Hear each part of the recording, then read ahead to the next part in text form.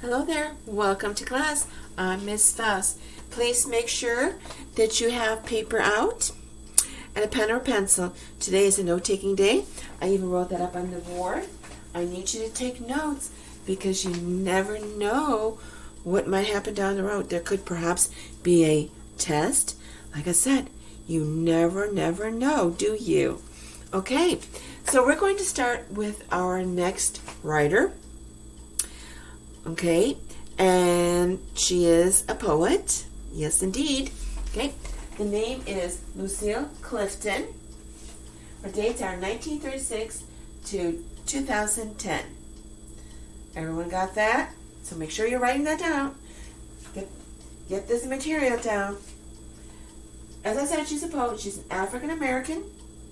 And let me give you some more information about her. She's very interesting. Very interesting indeed. Let's see. She won awards, various awards for her poetry, because she's really a good poet. And it seems that she may have gotten her skill from her mother, because her mother liked to write poetry. Oh, right. And you might want to put a pause to the video so that you can get all these wonderful notes. So please be sure you are getting down notes. Think of words, anything I might repeat, dates, names, terms, definitions, and the like. Okay, so her themes. These are some themes that she likes to deal with, in her work. Let's see. Hold on. What's really interesting is there was a poet who, I guess, got a hold of her work. She may have passed along some of her work to her, or he may have read the work, and he actually he entered her poetry in a competition. So that was exciting, and she won an award. Yeah. Okay. And that's how she published her first volume of poetry. It's amazing what things can happen in people's lives.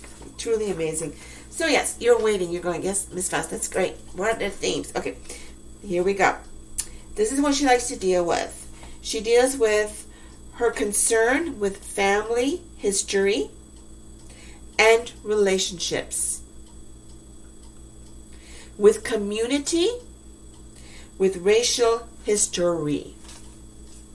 So this is what her work deals with. Again, her concern with family history and relationships, with community, with racial history. That is what her work deals with. She even published verse for children. So there are verse books, and when you think of verse, you're talking about poetry. The style of verses and the like by stanza. Okay. Let's see. She was actually at one time around 1980, I believe. She was a nominee for the Pulitzer Prize. Again, that's a true honor. Like I said, she was a nominee. She did not, if I remember correctly, she did not get it. But she was a nominee, so that's not bad. That's not bad at all. No. Okay. She lived in Maryland. Okay, she's from New York, moved around, and from 1979 to 1982, she was the poet laureate. So again, poet laureate is someone at the top of the field.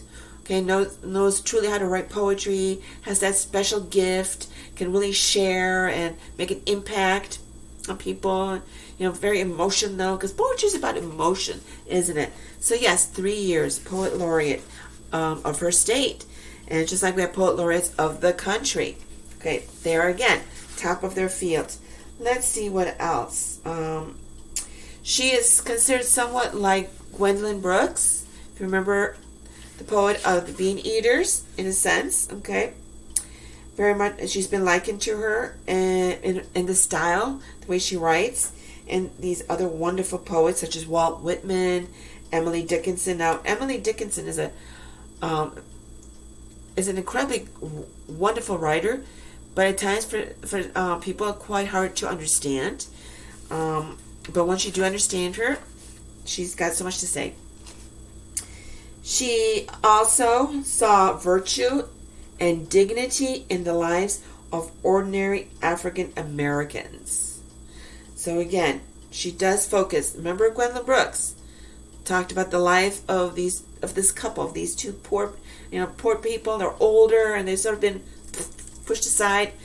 Okay, eating beans and living off of. Okay, so virtue and dignity in the lives. I want you to remember this for the reading.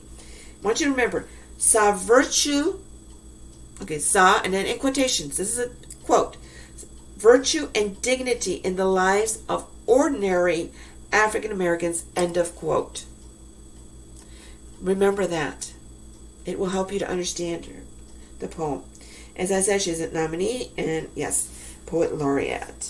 Okay, so she was really good in storytelling. And does tell personal history of her own lives and as alike. So she's a fascinating poet. Fascinating. If you have any questions about Lucille Clifton, please let me know. I'll be happy to share anything else. Okay. All right. So on we go. So what I need you to do is I need you to read Lucille Clifton's Miss Rosie. Okay. So be sure that you Google Lucille Clifton's, in other words, text of Lucille Clifton's Miss Rosie. In case I don't tell you that, and I should say read this and this, I'm sure you understand. Now, you gotta go and Google. Okay, all right, just in case. Okay. So please make sure you read Miss Rosie. It's not very long, but boy, it does make an impact. Again, virtue and dignity of the ordinary African American and the like. And again, I want you to remember virtue and dignity in the lives of ordinary African Americans. Okay. Please read that. And then I'd like you to answer these two questions, please. Who is Miss Rosie? What happened to her? Okay? So after reading, try to figure out who is Miss Rosie. She does give you clues.